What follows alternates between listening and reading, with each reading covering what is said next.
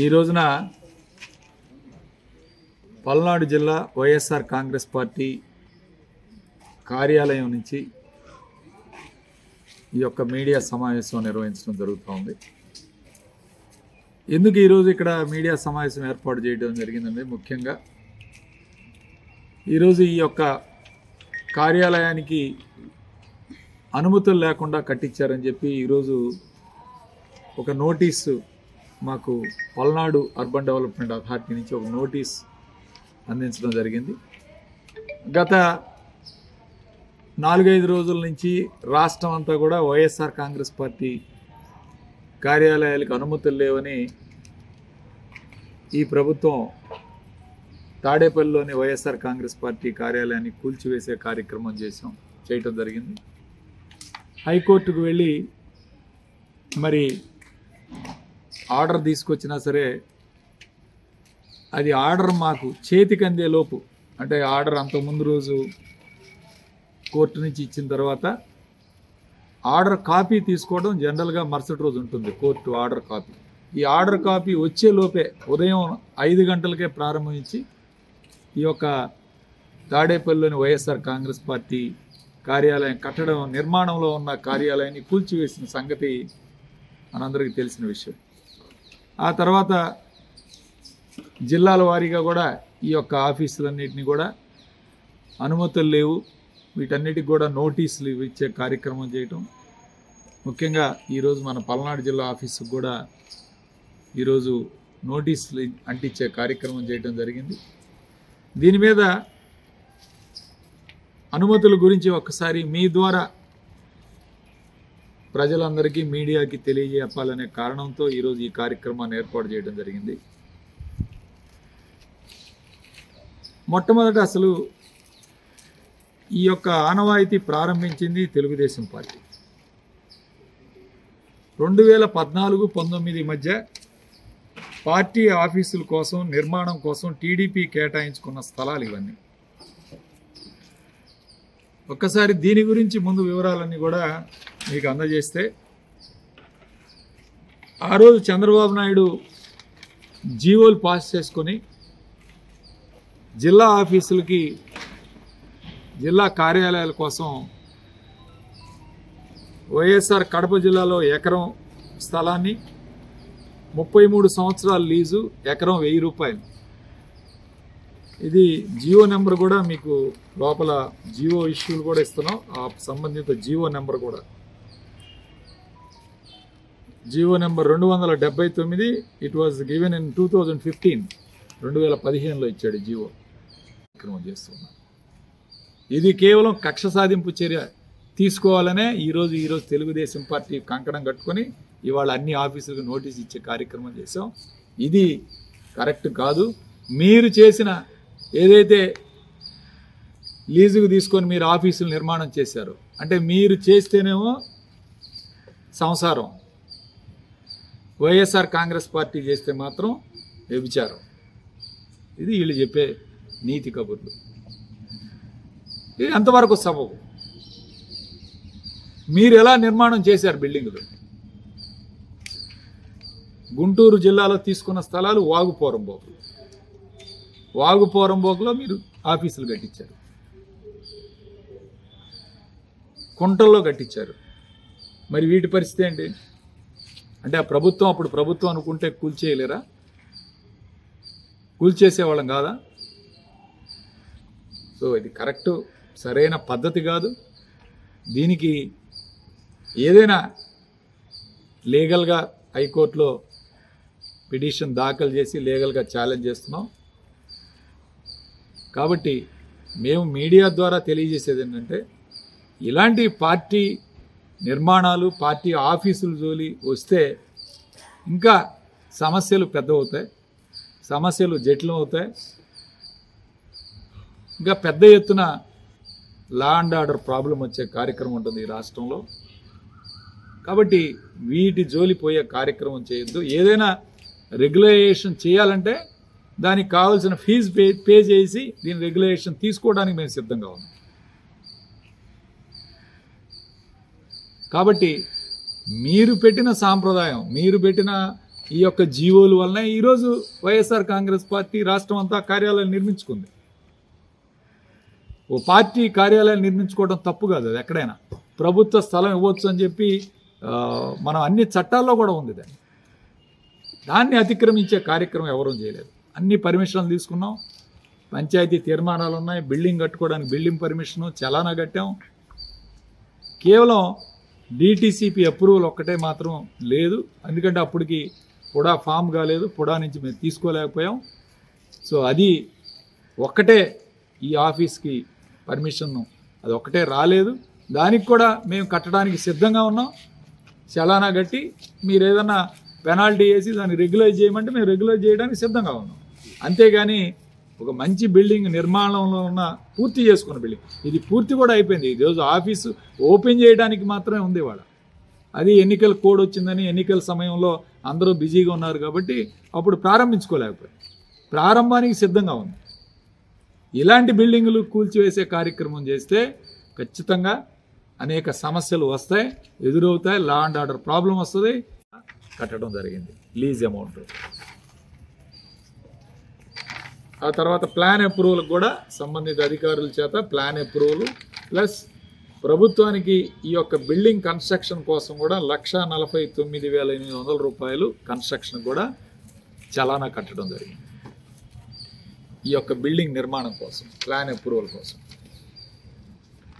ఇవన్నీ కూడా మీకు కాపీలు అందజేస్తాం. ఈ ప్లాన్ అప్రూవల్ కోసం కూడా ప్లాన్ అప్రూవల్, సంబంధిత అప్రూవ్డ్ అనే కాపీలు ఇవన్నీ కూడా మీకు లింగంగుంట పంచాయతీ నుంచి మేము పొందటం జరిగింది. అయితే ఈరోజు అర్బన్ డెవలప్మెంట్ అథారిటీ నుంచి అంటే వీళ్ళు నోటీస్ అందించడం, అంటే బిల్డింగ్ అన్ని పంచాయతీ లెవెల్లో అన్ని పర్మిషన్లు తీసుకొని కట్టడం జరిగింది. అయితే ఇది మోర్ దెన్ 350 స్క్వేర్ మీటర్స్ కన్నా ఎక్కువ ఉంది. దీన్ని పల్నాడు అర్బన్ డెవలప్మెంట్ అథారిటీ కింద దీని అప్రూవల్ తీసుకోవాలని చెప్పి వాళ్ళు నోటీస్ ఇవ్వడం జరిగింది. అయితే ఇది పల్నాడు అర్బన్ డెవలప్మెంట్ అథారిటీ 2022లో లేదు, అది తర్వాత ఫామ్ అయింది కాబట్టి దాని నుంచి అనుమతులు పొందలేకపోయాం. దీన్ని అంతకుముందే పంచాయతీ తీర్మానం తీసుకోవడం, పంచాయతీ కిందనే ఈ కన్స్ట్రక్షన్ కూడా చేయడం జరిగింది. అయితే ఇవన్నీ రొటీన్గా ఇప్పుడు మనం సగటున ఇక్కడ ఏ బిల్డింగులు తీసుకున్నా కంప్లీట్గా ఎవరికి పర్మిషన్లు ఎక్కడా లేవు. పర్మిషన్ తీసుకోవాలంటే కొంతమంది రెగ్యులేషన్ పడేస్తాం, కొంతమంది తర్వాత బిఆర్ఓ కింద బిల్డింగ్ రెగ్యులేషన్ దీని కింద రెగ్యులేషన్ తీసుకుంటాం. అలాంటివి ఏమైనా ఉంటే ఖచ్చితంగా మేము అప్లికేషన్ ఈరోజు పల్నాడు అర్బన్ డెవలప్మెంట్ అథారిటీకి అప్లికేషన్ పెట్టాం. అట్లానే లీగల్గా కూడా దీని మీద ప్రొసీడ్ అవ్వడానికి మేము సిద్ధంగా ఉన్నాం. లీగల్గా కూడా ఇది అన్ని పర్మిషన్లు, పంచాయతీ తీర్మానాలు, పంచాయతీ అప్రూవల్స్ అన్నీ తీసుకున్నాం. ఒక డిటిసిపి అప్రూవల్ ఏదైతే పల్నాడు అర్బన్ డెవలప్మెంట్ అథారిటీ కింద తీసుకోవాలో అది ఒక్కటే పెండింగ్లో ఉంది. దానికి కూడా అప్లికేషన్ పడేది, ఎందుకంటే అప్పటికి కూడా ఫామ్ కాలేదు కాబట్టి మేము పంచాయతీ తీర్మానం చేసి నిర్మాణం చేసే కార్యక్రమం చేశాం. నేను ఒక్కటే అడుగుతూ ఉన్నాను, మీరు 2014 నుంచి 19 వరకు మీరు కట్టుకున్న బిల్డింగులన్నిటికీ పర్మిషన్ ఉన్నాయో లేదో మేము ఎవరూ కూడా వెరిఫై చేయలేదు వైఎస్ఆర్ కాంగ్రెస్ పార్టీ ఆయనలో. పార్టీ ఆఫీసులు కదా అని ఎవ్వరం కూడా బడ్డీతోలు రాలేదు. ఇది కేవలం కక్ష సాధింపు చర్యతో, కక్ష సాధింపు కార్యక్రమంగా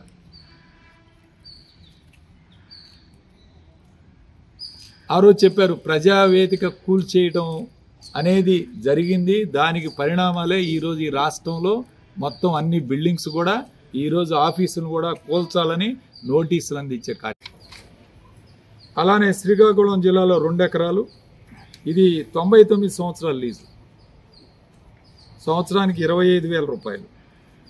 అట్లానే గుంటూరు జిల్లాలో 3.65 ఎకరాలు గుంటూరు పట్టణం నందు ఆత్మకూరు విలేజ్ నందు, ఇది 1000 రూపాయలు సంవత్సరానికి లీజు.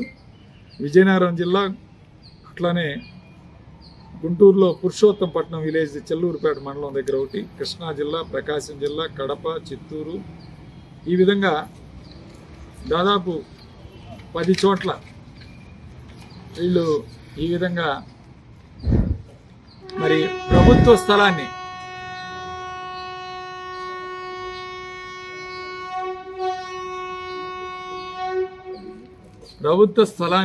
లీజుకు తీసుకొని ఒక సాంప్రదాయానికి తెరలేపింది తెలుగుదేశం పార్టీ. ఇది ఒక సాంప్రదాయానికి తెరలేపారు. ఈ విధంగా ప్రభుత్వ స్థలాలు 1000 రూపాయలు సంవత్సరానికి చొప్పున 33 సంవత్సరాలు 99 సంవత్సరాలు ఈ విధంగా లీజుకు తీసుకునే అవకాశాన్ని కల్పించింది తెలుగుదేశం పార్టీ. ఈ జీవో నెంబర్లు కూడా ఉన్నాయి. జీవో నెంబర్లు కూడా మీకు అందరికి కాపీలు ఇస్తాను. ఆ తర్వాత వైఎస్ఆర్ కాంగ్రెస్ పార్టీ అధికారంలోకి వచ్చిన తర్వాత 1.5 ఎకరం నుంచి 2 ఎకరాలు జిల్లా కేంద్రాల్లో లీజుకి ఇచ్చే కార్యక్రమం కొన్ని చోట్ల తీసుకోవడం, దాన్ని నిర్మాణం చేయడం కార్యక్రమం జరిగింది. ముఖ్యంగా మన పల్నాడు జిల్లా మన ఆఫీస్కి వచ్చేపాటికే జీవో నెంబర్ 364 ఈ జీవో ప్రకారం 1.5 ఎకరం స్థలాన్ని ఈ యొక్క ఆఫీస్కి ఇవ్వడం జరిగింది. ఈ స్థలం కొన్ని పత్రికల్లో వచ్చినట్టు ఇది లింగంగుంట్ల అగ్రహారం భూమిని కూడా కొన్ని పత్రికల్లో రాయటం జరిగింది. ఈ స్థలాన్ని తెలుగుదేశం ప్రభుత్వ హయాంలో ఇన్కమ్ ట్యాక్స్ ఆఫీస్ కన్స్ట్రక్షన్కి శంకుస్థాపన భూమి పూజ కూడా జరిగింది. అప్పుడు తెలుగుదేశం ప్రభుత్వం హయాంలో ఇన్కమ్ ట్యాక్స్ ఆఫీస్కి. అయితే అప్పుడు వాళ్ళు నిర్మాణం చేసుకోలేదు. దాదాపు 9 సంవత్సరాలు వాళ్ళు నిర్మాణం చేసుకోకపోతే ఈ స్థలాన్ని మళ్ళీ రెవెన్యూ వాళ్ళు స్వాధీనపరుచుకొని రెవెన్యూ వాళ్ళు తిరిగి ఇక్కడ అనేక వివిధ విభాగాల వారికి, ముఖ్యంగా ఈరోజు వైఎస్ఆర్ కాంగ్రెస్ పార్టీకి 1.5 ఎకరం ఇస్తే డ్రగ్ ఆఫీస్కి 7 సెంట్లు ఇవ్వడం జరిగింది ఈ ప్రాంగణంలో, ఈ వెనక వైపు. అట్లానే బీసీ భవన్కి 15 సెంట్ల స్థలం, అట్లానే టీచర్స్ బిల్డింగ్స్కి 5 సెంట్ల స్థలం. ఈ విధంగా వివిధ ఆఫీసులకు కూడా దీని వెనక ఉన్న ప్రాంగణాన్ని, ఈ 3.5 ఎకరాల స్థలాన్ని కూడా కేటాయించారు. 1.5 ఎకరం వైఎస్ఆర్ కాంగ్రెస్ పార్టీ ఆఫీస్కి ఇస్తే మిగిలిన 2 ఎకరాలు వివిధ సంస్థలకి, వివిధ ఆఫీసుల కోసం కేటాయించే కార్యక్రమం కూడా జరిగింది. ఇది అంతా కూడా revenue land. It is not అగ్రహారం భూముల కింద ఎప్పుడో స్వామివారు ప్రభుత్వానికి ఇస్తే ప్రభుత్వం తరపు నుంచి వీళ్ళందరికి కూడా ఆఫీసులకు కూడా అందించే కార్యక్రమం. ఇది రెవెన్యూ కిందనే ఉంది ఇది. సో ఇది GO number 364 revenue land allotment. అట్లానే పొజిషన్ యాడింగ్ ఓవర్ సర్టిఫికేట్, ఇది కూడా సంబంధిత అధికారులు ఎంఆర్ఓ నుంచి జిల్లా వైఎస్ఆర్ కాంగ్రెస్ పార్టీ అధ్యక్షుడైన పిన్నెల్లి రామకృష్ణారెడ్డి గారికి ఈ యొక్క పొజిషన్ హ్యాండింగ్ ఓవర్ సర్టిఫికేట్ ఇచ్చాం. అట్లనే A1 నోటీస్ కూడా అంటించారు. నోటీస్ అంటే ఇది ఈ స్థలం ఇలా కేటాయిస్తున్నాం, దీనికి ఏమన్నా అభ్యంతరాలు ఉంటే తెలియజేయండి అని చెప్పి A1 నోటీస్ కూడా అప్పుడు దాదాపు 2022, ఇది 2/5/2022లో ఈ యొక్క A1 నోటీస్ కూడా అంటించడం జరిగింది. తర్వాత లింగంగుంట పంచాయతీ నందు, ఎందుకంటే ఇది పంచాయతీ కింద వస్తుంది కాబట్టి లింగంగుంట పంచాయతీ నందు పంచాయతీ తీర్మానం కూడా చేయడం జరిగింది. ఈ ల్యాండ్ ఇట్లా వైఎస్ఆర్ కాంగ్రెస్ పార్టీ ఆఫీస్కి ఇవ్వడం జరిగింది. తర్వాత ప్రత్యేక సమావేశం నందు కన్స్ట్రక్షన్కి, ఈ బిల్డింగ్ నిర్మాణానికి కూడా అధికారులు దీన్ని ప్రత్యేక తీర్మానం పెట్టి లింగంగుంట పంచాయతీ నందు ప్లాన్ అప్రూవల్ కూడా ఇవ్వడం జరిగింది. తర్వాత గవర్నమెంట్కి లీజ్ అమౌంట్ 49,500 రూపాయలు. ఈ అమౌంట్ కూడా 33 సంవత్సరాలకు గాను